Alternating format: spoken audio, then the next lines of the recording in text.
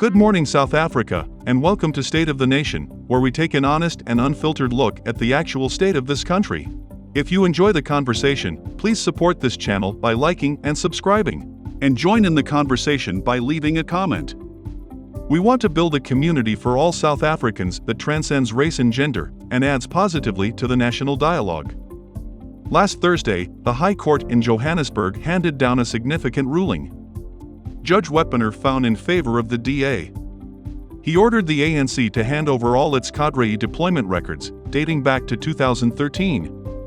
The ANC has announced they intend to appeal the ruling, and that's not surprising. The ANC's deployment committee is the breeding ground of state capture and corruption. Should these records be made public, they will expose the ANC's direct link to state capture and the collapse of state-owned enterprises and service delivery.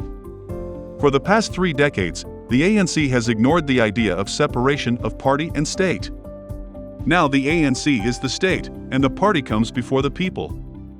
The country is failing because merit has been replaced by political nepotism. The problem is not the political appointments that the ANC controls, but administrative and technical positions that should have nothing to do with party politics. The only thing that should be considered when making these appointments is merit.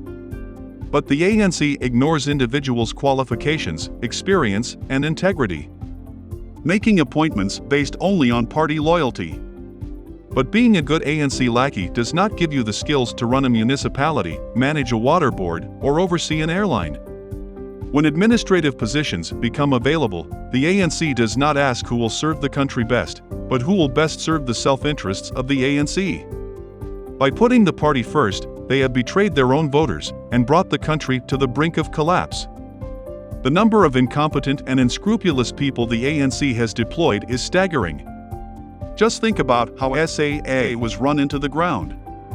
The same thing has happened at the SABC, Denel, Transnet, and Eskom. Municipalities around the country are collapsing because municipal managers and technical staff cannot do their jobs. The ANC has justified its deployments behind BEE and affirmative action. But this has not helped black people and has harmed all South Africans. The fact is that the ANC's deployment committee affects every South African every day.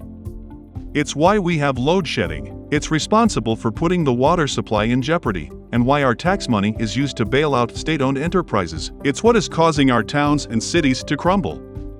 What is essential to know is that in 2013, President Cyril Ramaphosa was appointed as the chairman of the ANC's deployment committee, meaning he has played a pivotal role in appointments to state-owned enterprises and government departments for a decade.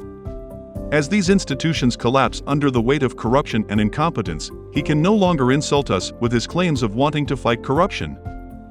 Let us hope that the ANC loses its appeal and is forced to divulge the inner workings of how they sold out our country for their self-interest. If you want to know more about what is happening in the world, check out our sponsor's book, The Ministry of Truth, by Ethan Quinn. This book explains how identity politics is used to manipulate society.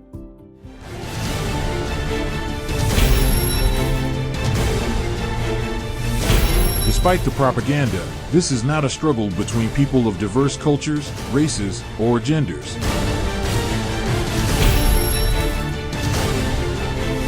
In reality, the culture war is taking place to decide the fundamental question of our time: what sort of society do we want?